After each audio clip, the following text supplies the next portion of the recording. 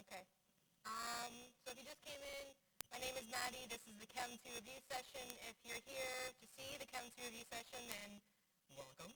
If you're not here for the Chem 2 review session, then I kind of have to kindly ask you very politely to kind of scoot your way out. I don't want you guys talking because then I'll pick you up on the camera. The mic will hear you. And then you'll be on TV forever, which leads me to that. This is a recorded session, so questions, I'm going to try to repeat them, but we're going to be on YouTube apparently. You can find it online later. I'll post to my, no, you guys should it should have on the sheet thing that you guys have, you should have access to that link. Just Google Sark on YouTube and it'll pop up. Find one of these studying evaluation sheets in bubble number 43 because we're session 43 and tell me what you think. Did you like the session? What could I do better? What did I do well? What did I not do well on?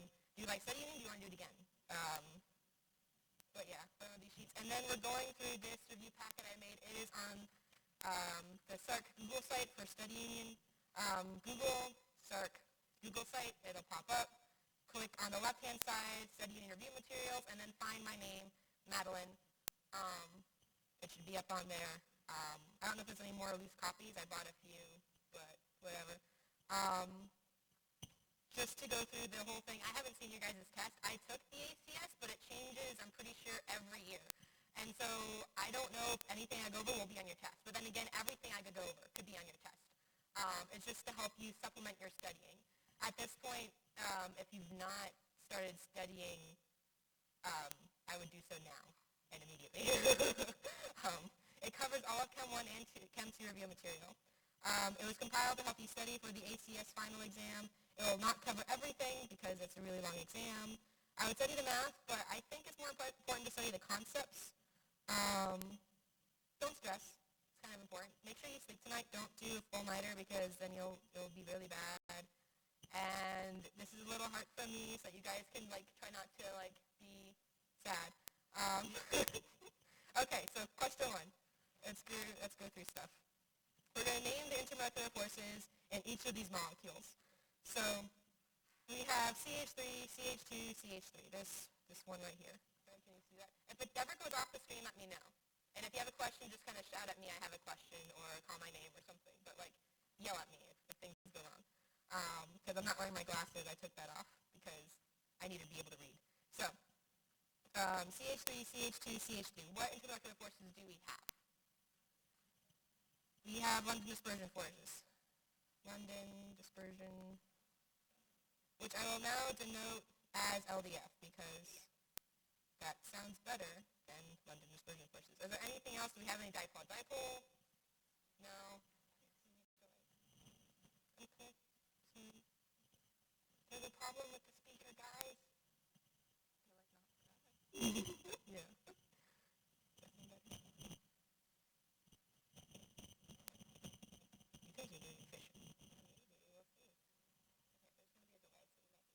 Okay. Okay. They're all good. Okay, so CH3, CH2, CH3 has London dispersion forces. I asked if they had dipole-dipole. Someone said no. Do we have any hydrogen bonding? No. Why not? Because hydrogen bonding is between the molecules fluorine, oxygen, and nitrogen, right? So no bond going on. If we're going to draw this molecule, C, it's completely and utterly only LDF. There's nothing. Oh, thank you. You're awesome. Let's do that. What she did, do it more. Okay, so H and H. What is London dispersion forces? So London dispersion forces are when electrons, it has to do with polarizability, the ability of electrons to gather to one side or the other. At this point, does it look like any one molecule has more control over any of the other electrons? Not so much, and so we can move on because I've kind of beat that horse to death. So, LDF, is that in water? Yes, LDF, water has LDF. Water also has what other kind of force? Dipole-dipole. I'm going to do that as DD because it's easier. And then we also have what other kind of force? Hydrogen. So easy peasy. Just for funsies, hydrogen, what shape is that? Bent. Good. And then it has an it has a sp3 hybridization, which is something else to know. I would know all of your hybridizations. I'm going to zoom out a little bit because this is ridiculous. Can you still read that? Good. what kind of forces? London dispersion forces. It has dipole-dipole. And does it have hydrogen? No, because there's no bond, so we're done. Dipole-dipole, we have H, S, and H, right? The hydrogen is primarily positive or negative? Positive. And it goes towards the sulfur. So this is why we say we have dipole-dipole, because it's a bent shape, it's pushing, we have a net dipole movement going up that way, if that makes sense. So dipole-dipole. Let's do this one. So sodium, oxygen, and methyl, right? I forget the name of the whole molecule together, but that's what it is separately. What kind of forces does it have? LDF, good.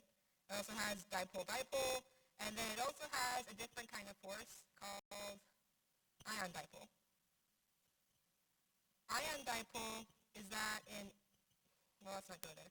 Ion dipole forces, how do we know when we have an ion dipole force? Because it's between a metal and a non-metal. Sodium, I believe, is a metal. Correct me if I'm wrong. And it has thank you, someone corrected me, not corrected me, they confirmed, sorry, thank you. And so we have a primarily positive charge, and then we have our oxygen and our methyl group here, H, right? This is negative. So they tend to dissociate very well. What dissociates very well? Acids and bases dissociate very well. Strong acids and bases, if you're going to be very specific, which is good. Strong acids and bases dissociate. So you'll notice that this guy completely dissociates. Can you see that? Okay. So if it completely dissociates, then we know it must be either a strong acid or a base. And I forget if you're going to be able to know that, but it's a strong base. So like something else to note. It has a dipole force going from this carbon up to that oxygen, if that makes sense. And then this little guy, they're attached, but not really because they're associating in aqueous solution.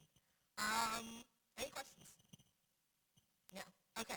Intramolecular forces determine the chemical or physical properties of something. They determine the chemical properties of something. Thank you. And then intermolecular forces determine the chemical or physical properties. The physical properties. And that makes sense, right? Because intermolecular forces have to do with how molecules interact with themselves. If you have a bunch of hydrogen and they're all really stuck close to each other because they just love each other, you have an ice cube. Versus you have hydrogen, which is really antisocial, and it becomes a gas. They're still connected to each other, but their intermolecular forces are completely different. Intermolecular forces have to do with the chemical properties. So what bonds? Let me draw your little friends here. Water, my favorite example. Right, we have the H and the O, and then we have that H and that O. So you have this force. This force between this H and that O is the inter. And that controls the physical properties. Sorry. The chemical properties would be this bond right here, that bond line. If that's extremely strong, then you have dissociation. No, sorry, opposite. If it's a weak force, right, if this doesn't like the oxygen that much, if they don't like each other, then they're going to want to separate. You're going to have dissociation. You're going to have your ion dipole. And that's kind of partially why it has to do with chemical. I would read more on that for more exact specifics, but that's useful. Viscosity increases as IMF increases or decreases. Viscosity, these are the things you need to know. There's like a bunch of trends, and this is one of those. Viscosity increases as IMF increases. And surface tension increases as IMF increases or decreases. It increases. If you think about it, what is viscosity? What's something that has a lot of viscosity? Syrup, right? And syrup kind of just slugs its way out of the bottle as you wait for it to descend on your waffle. So, you know, what prevents it from separating from the other syrup molecules? The intermolecular forces. They like each other. They want to stay close to each other, and they do not want to separate. So it'd be intermolecular. They're going to increase as the intermolecular also increases. Because if they don't like each other and they're repelling, then they're going to run away from each other like a bunch of scared rabbits. Surface tension. Same principle. Spiders crawl in the water because the water, they're in a massive hugging session going on. The spider can't break through unless you smash it with a hammer or something. Cusco reference. Anyways. Okay, next page, number 6. It's okay to laugh, guys. I know my jokes are corny, but I try. If if I increase the mass of a carbon chain through polymerization, the IMFs will increase or decrease. So what am I asking? Break it down. The mass of a carbon chain. So I'm asking if I increase the mass. Well, how do you increase mass? You can increase the number of carbons. So you have 2 carbons, and they're happy, and then through polymerization, I add 2 more carbons, right? Looking at that, what kind of forces, I have a carbon chain, so what other molecules do I have? I have carbon and I have hydrogen.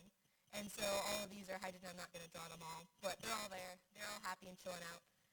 I'm increasing the mass, so what am I getting more of? As well as neutrons and protons, I'm also getting electrons. What intermolecular force has to do with electrons, primarily?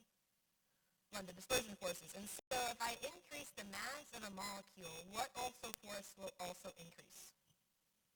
London dispersion forces. And so I don't have ion dipole, I don't have dipole-dipole, I don't have hydrogen forces, but I have LDF, and they are an intermolecular force, and they are IMFs. So as mass increases, can we also say that London dispersion forces also increase? We can, and so you'll circle increase because it can do that. Any questions? No? Okay. What phase change is associated with the heat of fusion? Amazing question. Okay, so heat of fusion. That would be between what and what? Solid and liquid, I believe, right? Yes. And then we also have, go down this, oh, here it is. I flipped the page too soon on mine. I'm not good at thinking on the spot, so I did all this beforehand, so I could not tell lies while I'm up here because lying is bad. So the heat of fusion, right? Heat of fusion is between the solid and the liquid. And then you have your heat of, let's just do this with funsies, right? Your heat of vaporization. And that's between what phase and the other phase? Between liquid and gas. And then you have, there's 3 more, but they're the opposite, and it only changes the sign, so we're not going to go through those.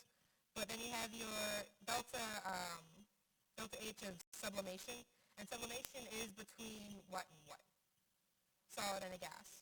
The opposite for this one, because I always get them confused, is delta H of disposition. I don't know how to spell it, but it's the opposite. It's from gas to solid, and I would know those because I remember that question was specifically on mine. No one else had it, but it was on mine. So if it's on one, anyways. Okay, so next one. Now I can flip the page. Okay, so you have CH4 and ammonium, water, carbon dioxide, krypton. What molecule above has the highest boiling point? And you're kind of like, oh my gosh, I don't know. Well, here's how you know. You have to figure out what's the relationship between boiling points and molecules. That has to do with intermolecular forces. It's still like chapter 12. Yeah. So intermolecular forces. So as intermolecular forces increase, right? As intermolecular forces increase, what else also increases? Boiling points also increase. So we know that the more intermolecular forces we have, the higher the boiling point is. We're looking for the highest boiling point, so we're also looking for the strongest intermolecular force. Right? Sounds logical. So, methyl. Or not methyl. Carbon, I don't know, methane, sorry. So methane, we have CH4. What kind of force does that have? LDF. So CH4 has LDF. Is that the only one? Yes. So it's probably not the one at the highest boiling point. Just saying. And then we have NH3. We have LDF. LDF isn't everything. So like if it's asking you and it's what intermolecular force does this have and it doesn't have LDF, then like look twice. It's either a trick question or the question is asking what you think it's asking. And then does it have dipole-dipole? Yes. Why? 1, 2, 3, H, H, H. Oh, sorry. Thank you. Thank you. Okay. That looks better. So we have N, and then I believe it has a lone pair. It should have a lone pair. So, okay. Why does it have dipole-dipole? Well, first, what's its molecular shape, right? It should be tetrahedral, but what do we have? A lone pair. So it's not tetrahedral quite so much. It's called trigonal pyramidal. It's sp3. And, well, how do I know that? Because if you look at it, right, it should be something like this, but you have your lone pair, which pushes everything down. So this bump decreases in size. And so you have like a really bent, think like a bent triangle cookie, okay? It melted too much in the heat, and it pushes it down. So it's trigonal pyramidal. And so does it have dipole-dipole? Are any forces canceling out? Probably not so much. You have your H positives going towards your nitrogen. And then all of that, the nitrogen, the hydrogen are pushing up towards the electrons, which are most negative. So do we have dipole-dipole? Yes, we have dipole-dipole. Oh, now we know why. And then is there hydrogen bonding? Yes. I'm like, wait, I'm confused now. Yeah, no, it does. It does have hydrogen bonding because we have fun. So hydrogen, F-O-N. F-O-N.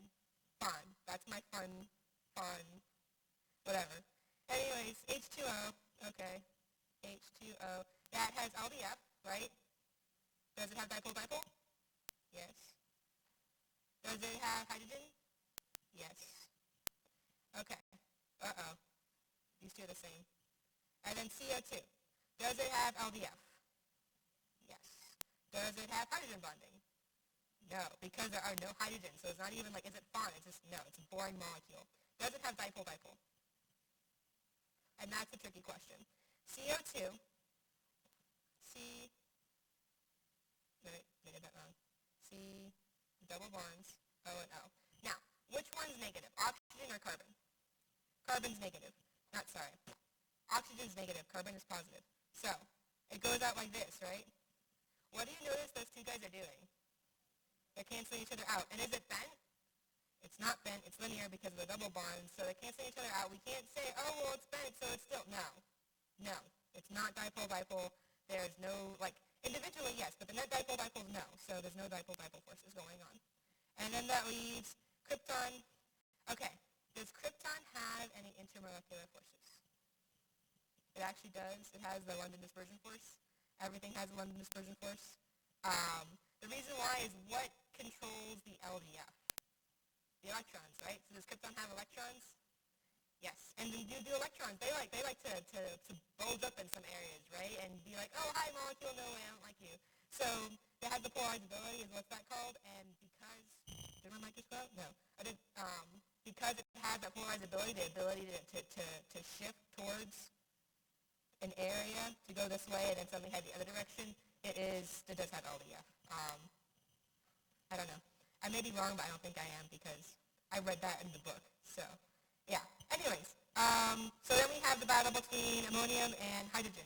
Not hydrogen. Water. I keep saying the wrong word. So, ammonium and water. Which one has the strongest intermolecular forces? Well, we just determined earlier what controlled LDF. Mass, right? So which one has the greater mass? Oxygen has 16 plus 2, so that's 18 grams per mole. And then nitrogen has 17 grams per mole. So nitrogen is 14. So which one has more mass? Water has more mass. And so which one has the highest boiling point? Water. So H2O. Draw the Lewis dot structures. I kind of already did that for this one, so I'll do it for methane as well. C dot, dot, dot, dot. Always draw your dots first, and then draw your crazy little molecules on the side. And then, do I need to do water, carbon? I did this one already. Krypton has only 7. So, oh, someone was happy about that. Yay! Oh, sorry. There it is. Thank you. Okay. Draw the dipole moments. No dipole moments. Dipole moment. Water. H. O. H. Goes up that way. Cool. Done this one already. Krypton. There's no dipole moment, so we don't draw one. Give the sp3, sp2, etc. hybridization. So methane has what kind of hybridization? sp3. This one has sp3. We're going to go through that. Water. Which hybridization does that one have? sp3, because there's 2 lone pairs. This one has S what? sp. Is there any lone pairs? No. And there's only 2 connections, so sp, which is why it's linear. And then we have krypton. Does it have a hybridization? No. So there's no, we don't worry about that. Sigma and pi bonds. Who remembers those, right? Those are fun. Sigma bonds are single bonds, right? So how many single bonds do we have here? You have 4. Thank you. And how many sigma bonds do we have here? 3. And sigma bonds here, 2. Sigma bonds here, 2. How many pi bonds do we have? 2. And if we had a triple bond, like 1, 2, 3, C, C, how many sigma bonds would we have for this molecule? We'd have 4, 1, 2, we'd have 2 pi bonds and 1 sigma bond, right?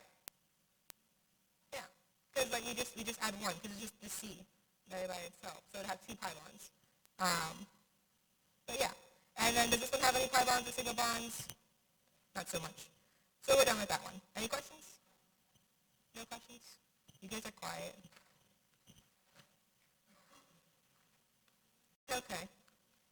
Let's do, I'm going to change color pens because I'm getting bored with the whole blue thing. Or they'll be green.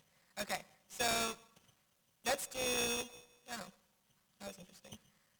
Let's do enthalpy change for converting 10 grams of ice from negative 25 degrees Celsius to 102 degrees Celsius. How many kilojoules is that?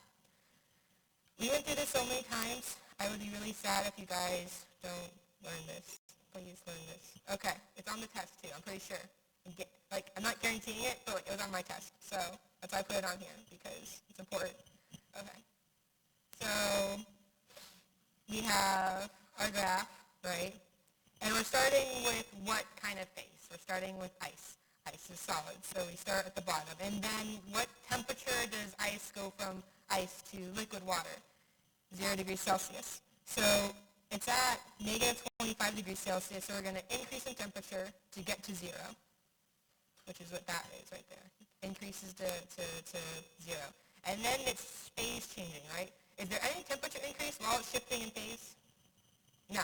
So nothing. This is temperature. And this is, yeah, this is energy, right? I think so. Check that. But, so it's increasing in energy, but it's not increasing in temperature. And then you get past, it's completely water now, and then it has to still grow to 102 degrees, right? So what temperature does water change from water to gas? 100 degrees Celsius. So it increases, then it hits the 100 degrees, and then what does it do? It plateaus. And so we have that, and then it's at 100 degrees, now it's completely gas, and it's going to continue to increase in temperature. So we're going to have another diagonal line up until it hits 102 degrees Celsius, and then we stop and we relax because we just figured out our problem. So that's our plan for, that's not really a plan for action, but it's kind of a plan for action. There's 2 equations we need to know for this. The first one is QMCAT. Q equals MCAT. And then there's Q, and then mass of delta H. Which one do we use for the temperature increase? We use the MCAT. And then which one do we use for the plateau? We use the delta H. Yeah, M delta H. It's an M delta H. I'm not going to redraw it because it's going to make it messier. So, okay. We got our equations. We know what we're going to do. Let's actually work it out. We have, for our first one, we're going to increase in temperature. So it would be Q equals, what's our mass? 10 grams. What's our specific heat? Our specific heat for what phase are we in? Ice. So our specific heat for ice is 2.09 joules per grams per Kelvin. We have grams, we don't need to change anything. We're all good. This is a 2. Okay. And then we have a change in temperature. So we should put down negative 25, I just realized I need a calculator. We should put down negative 25 minus 102, right? No. Because why? Because it's not ice until like 102 degrees, and then suddenly transforms into gas. It stops being ice at what degree? 0. So we go from negative 25 to 0. So you subtract that from each other, and you get what kind of temperature? You get 25 degrees Celsius. Okay? Is that awesome? Not specifically, because we have Kelvin and Celsius, and those guys aren't exactly friendly with each other. The conversion rate should be 273, I believe. Plus 273. So we would have 298 Kelvin. Agree? Yeah. What? No? Yes? Maybe? I'm pretty sure it is. Okay. And multiply those together, and you should get 522.5 joules. Because your kelvins cancel out and your grams cancel out, you have the joules. That's called dimensional analysis. If you're like a physics person or an engineer, it's really useful. Learn it. If you're not, it's still really useful, and you should still learn it. Just do like the mathematical equations with just the units to see if it works out. And then if it doesn't, you don't even have to worry about the numbers because something went wrong anyways. Really? No. 10. Oh, I got the same thing. Okay. Never mind. I did the math wrong. So 6,228.2 joules, right? Yeah. Okay, so we're all good. Thank you for catching that. So that's how many joules we have. And then we have 2 for our, what's it called, phase change. So our phase change formula is T equals mass times delta H. What's our mass? 10 grams.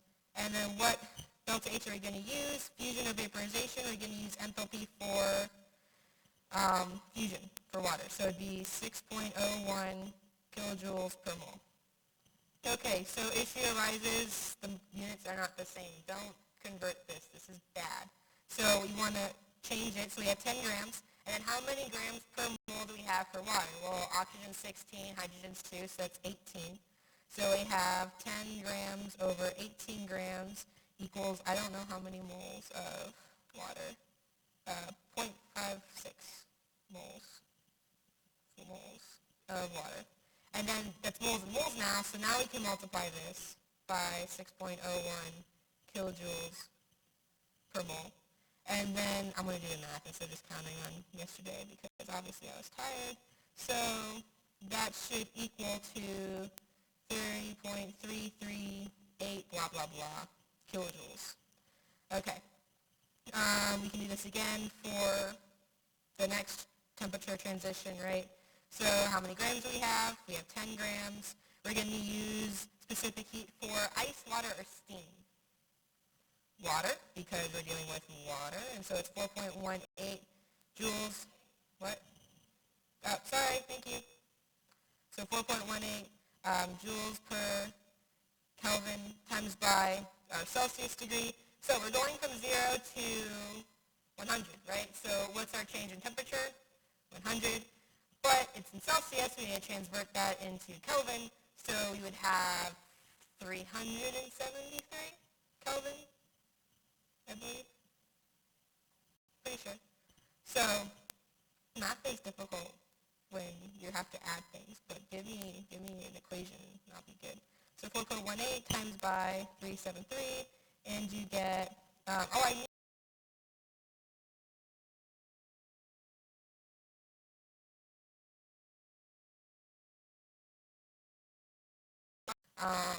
and we get 15,591.4 joules. Okay, good question. Thank you. Okay, so we know we have our change in temperature. Our change in temperature is from what is our water now? It went from 0 degrees to 100 degrees, right? So 0 minus 100 is 100. And then this is in Celsius. So we need to transvert that into Kelvin. And then the switch rate between Celsius and Kelvin is 273. If you add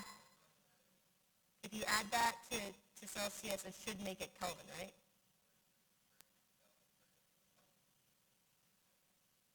Can you repeat the question? I'm sorry.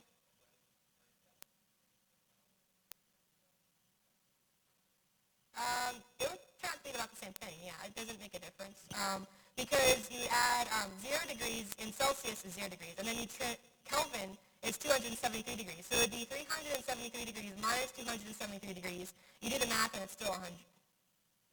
It's 100. So yeah. So the change in temperature is still 100. And okay, so no, don't do that. Don't do that. That's not, I have to look at that. But no, you want to I always just do the change in temperature first. I think it's easier for me. I don't know why you want to convert it first. That's two conversions. There's room for error that way, which is because the change in temperature for it should be 373 Kelvin. Like that's how it works. Yes.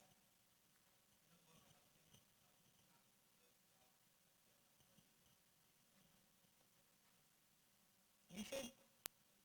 I'm pretty sure you have to change to Kelvin because otherwise you have Celsius and you're multiplying it by Celsius. Like, okay, if the book says don't do it, then don't do it. But I'm pretty sure you have to do it. It makes sense. Because what do? You're multiplying, right? So you're multiplying grams by this rate. So you have the grams cancel out. And then you have joules over Kelvin. And your Kelvin needs to go away because you want joules. And so if you're multiplying it by something with Celsius, your units are not going to work. Yes.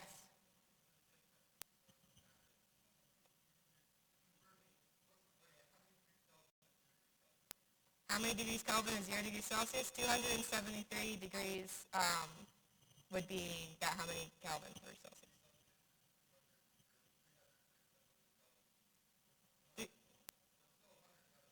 Yeah. Yeah. The change is still changing 100. Thank you. So either if you convert it first or if you don't convert it first, it's still the change in temperature is still 100. And you still need that unit in Kelvin. So however you want to get there, that's up to you. But this is easier for me to see. I mean, like, I don't know why you want to make it more complicated. I mean, like, I don't know. It's,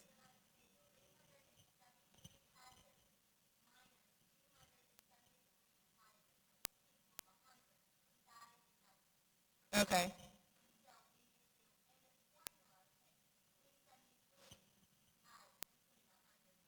Oh, I see what you're talking about. I'm the moron. Yeah. Okay. So I put 100 degrees right here. Oh, I know why. Okay, never mind. I'm like, I get what you guys are talking about. I'm sorry. Go for it. Okay. Yes. What? Yes, I can do that. Okay. So that's what not to do. Okay, so you multiply it by 100 degrees Kelvin, and you would get 4,180. Okay, 4,180 joules. You want to repeat this for all the other ones, so you get your mass. I did this wrong yesterday. I'm sorry. So you want to get your change in. You want to get your heat for this temperature increase. So it'd be mass, which is 110 degrees grams, times by your specific heat of the water, which is.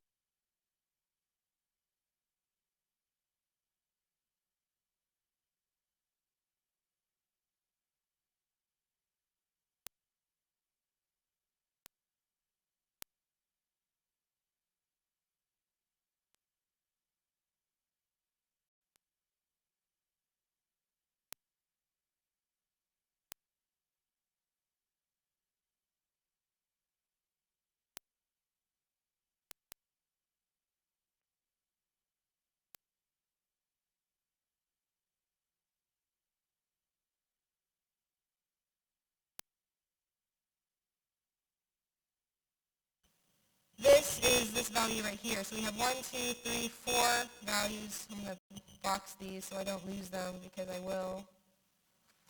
And then this one. And then you want this last change right here, which is this 2 degrees change, right? You guys know how to do this, obviously. Right? So it is, thank you, sorry. It is mass, so it's 10 grams times by your specific heat for steam, which is 1.84 joules grams per Kelvin, and then it would be your change in temperature, which is 100. No, 2. It is 2. I'm thinking about the other problem because I finally understand what I did wrong and I feel stupid now, but whatever. We all have those moments. Yeah, yeah, that's 36.8, and what you want to call it, 36.8 joules. So what you want to do is, I'm not going to do the addition because I'd probably mess that up too, so you're going to add them all together, and you're going to get your total heat that you put into the system to get your equation. Sorry for that. Okay. Any other questions? Because those are good questions. Yes, I can move it up. Okay. Yeah. Okay.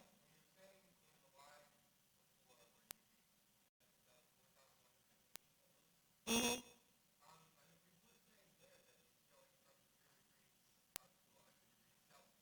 Yes.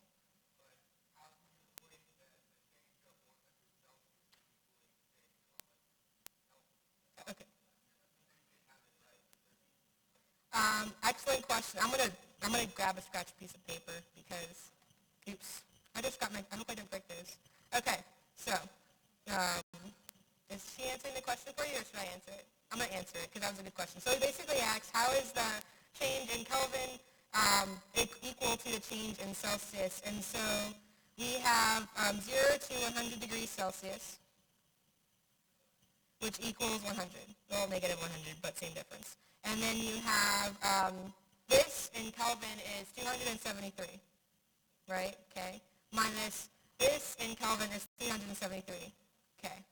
And so the change, even though it's in a different unit, is still 100. And so it doesn't matter if you use Celsius or Kelvin in this specific case because they have a linear equal relationship. 1 degree Kelvin is equal to 1 degree Celsius. Excellent question. Yeah, that's why you should sleep well because of nothing, and then you make stupid mistakes. And this is not a test, so it's okay. Just kind of embarrassing. But you guys have a test, and it affects your grade. Oh, yes. Well, I guess you could do it because I think I did. Oh, wait, no. I did do it. Never mind. So it'd be 5.25 plus 5.1, so you can see. 80 plus 36.8. Make sure you convert all these guys because you have kilojoules and joules, right? So convert your kilojoules to joules or joules to kilojoules. Make sure they're all in the same units because otherwise it'll be bad. And like they're prepared for that. They're going to give you answers. So they'll be like, if you added wrong, then you're going to get this. And they'll be like, what? Okay. So this is all joules. And the answer in joules is 30.7, let's say, kilojoules. So this is our answer. I'm going to do that in red. That should be, oh, because I messed up. That's supposed to be this one. So, yeah. I added it wrong yesterday. So it would be, convert all to kilojoules and add together. I can't add because like I'm not good with people watching me. But yes, convert to kilojoules, add it together. That is your answer. I promise you it's good. 6.228. I'm not going to worry about this right now. I want to work on more important things that have to do with not algebra because they're not going to test you in algebra. Like if you make an algebra error, it'll be very obvious. It's like a one number off in the tens place. Okay. Do you really want the number? Come on to me afterwards if you really want the number. I'll give it to you. We can work it out together, okay? The addition of it. Potassium, metal, crystal. Any other questions? Please say no. Okay. Okay, potassium metal crystallizes in a body-centric cubic structure with a unit cell edge length of 5.31 angstrom. The radius of the potassium atom is how many angstroms? And so I give you the conversion between angstroms. You should also give you that on the exam. 1 angstrom is equal to 10 to the negative 10th meters. Okay, so we need to know what an edge length of a body-centric cubic structure is, and you should have, pardon? Yes, thank you.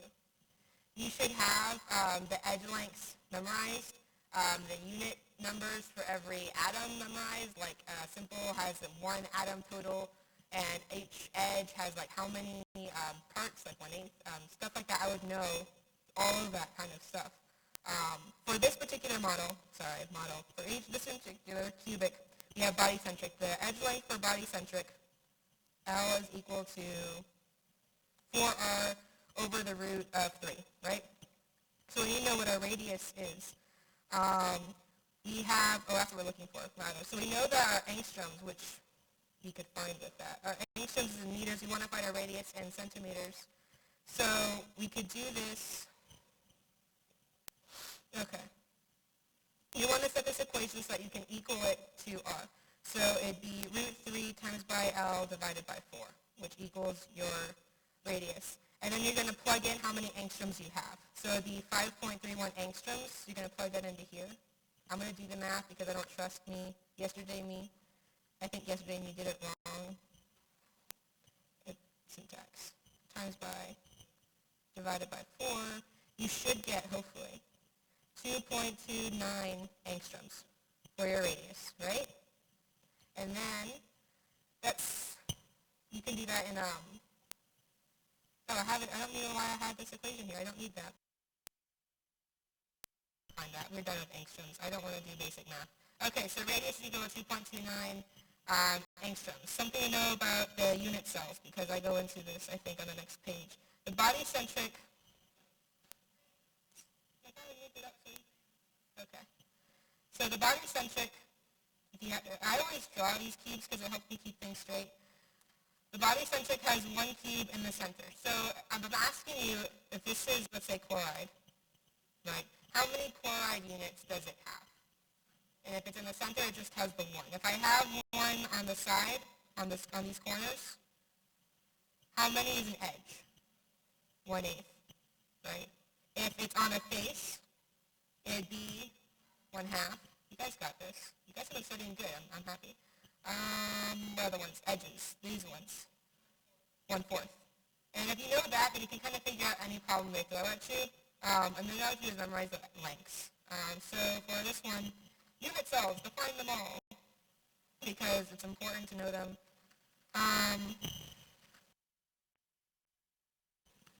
Okay. So things to note. I'm going to outline them for you really quickly because it's hard to gather all the information together in one spot, at least for me it is. So we have a simple cubic. Simple, can you see that? Simple cubic, which looks, you like my box drawing skills? 1, 2, 3. This is what it looks like, simple cubic. 1/8 of the particles on each corner, right? You guys said that. And then you have 1 atom total. And then your edge length is equal to 2r. And your coordination number is equal to 6. You have your body-centric cubic. So body cubic. I have too many U's in there, but I don't care. 1, this one. So you have 1 in the center. And then you have them on the corners again. So you have 8. How many is in the, what worth is the 1 in the center? 1. And then the edges are, again, the corners are 1/8. So the length for body-centric would be 4r over root 3. And you have 2 atoms total. And you have your coordination number of 8. Okay. And then you have your face-centered cubic, face-centered, which, another box. Okay, you have 1 on each face, right? And then you have 1 on each corner. There's 1 here, and 1 on the floor. So, you have 1/2 of the particles on each face, 1/2 of face. You have your length of the edge is equal to 2r over root 2. And your coordination number is equal to 12. And that's all I'm going to do for unit cells. I know he goes into the compact, hexagonal, whatever structures. I don't, they may be important, but I have never seen those before his class. And so, scoot it up, yes. I haven't seen them before in his class, and so I don't think